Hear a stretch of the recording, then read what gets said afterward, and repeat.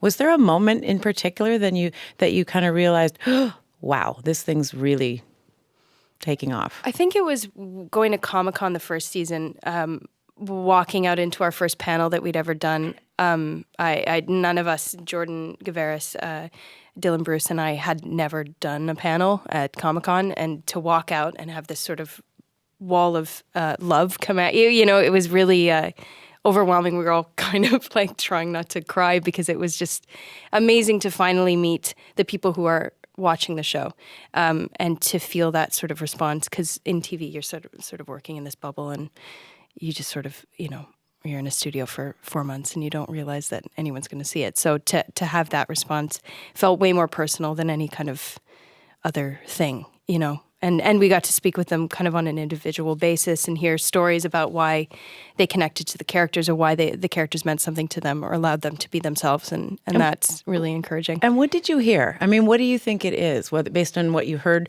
from fans at places like that, or just your sense of why people are so passionately connected to this show? I think the writing is really...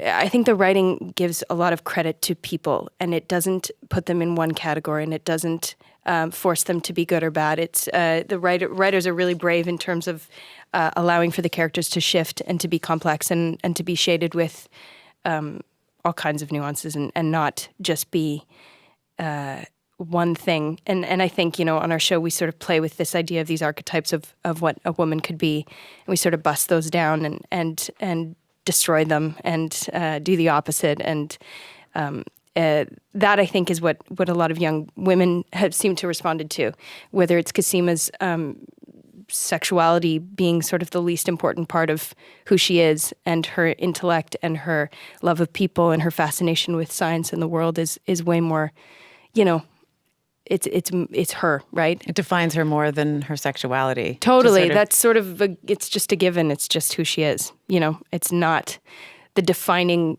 feature of her. She's way more, there's so many complexities to her. So would you call it a feminist show? Yeah, I think happily it became that. And I think that's because of the response of the audience picking up on those subtleties and those undertones that I don't think we were even aware of. I know I was really excited to read a script that was so by default about women, even though it wasn't sort of waving a flag. It was just the inherent nature of the story it was about these women, and that they were just the story. They were the vessel through which we were telling the story.